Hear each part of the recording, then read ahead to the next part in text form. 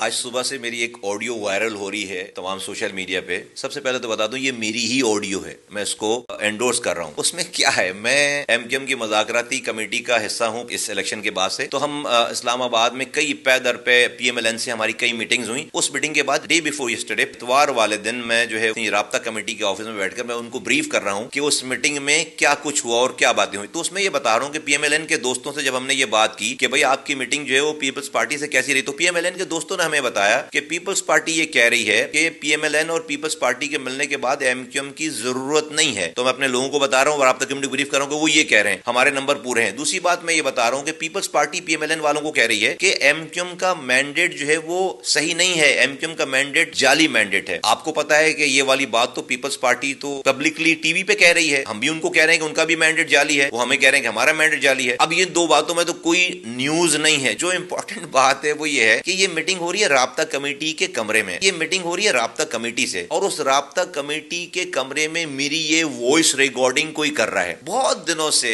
ہمیں یہ اطلاعات تھی کہ ہمارے رینکس اینڈ فائل میں کوئی ایم کیو ایم لندن کے لوگ بیٹھے ہوئے ہیں اور وہ ان کے لیے کام کر رہے ہیں. ہمیں پتہ نہیں چل پا رہا تھا, شک تھا کچھ لوگوں پہ, لیکن ہم کنفرم نہیں ہو پا رہے تھے. اس آڈیو نے ہمیں تمام فورنزک جب ہم نے اس کا چیک کرایا, معلوم کرا, تو ہمیں ایگزیکٹ پتہ چل گیا کہ کون ہے جو رابطہ کمیٹی میں بیٹھ کر ایم کیو ایم لندن کے لیے کام کر رہا ہے. کیونکہ یہ آڈیو ریلیز جو کی ہے وہ لندن نے کی, وہ سمجھنے کو بہت بڑی چیز ان کے ہاتھ لگ گئی ہے. نارمل گفتگو ہے جو کہ ٹی وی پہ بھی وہی بات ہو رہی ہے, اس میں کوئی سیکرٹ نہیں ہے. لیکن اہم بات اس کے اندر ہے کہ رابطہ کمیٹی کے اندر کی گفتگو جو ہے وہ کوئی ریکارڈ کر کے لندن کو بھیج رہا ہے. تو لندن نے اس کو صبح سویرے جو ہے اس کو ریلیز کر دیا, یہ سمجھ گئے کہ بہت ہی بڑی کوئی چیز ان کے ہاتھ میں لگ گئی ہے. لیکن ان کو یہ اندازہ نہیں جو ان کا ایک گھس بیٹھیا ہمارے درمیان بیٹھا ہوا ہے, جو ان کا ایجنٹ بیٹھا ہوا ہے, اس نے اس کی پکڑائی دے دی ہے. تو ہمیں ایگزیکٹلی پتہ چل گیا کہ ہمارے درمیان, ہمارے خلاف, اس پارٹی کے خلاف, اس قوم کے خلاف کون ہے, ہمارے خلاف کون کام کر رہا ہے. تو جس چیز کا ہمیں بہت دنوں سے انتظار تھا, کوششوں میں لگے ہوئے تھے, اس آڈیو لیک کے ذریعے ہمیں اس پرسنالٹی کا پتہ چل گیا کہ جو ہمارے خلاف کام کر رہے ہیں.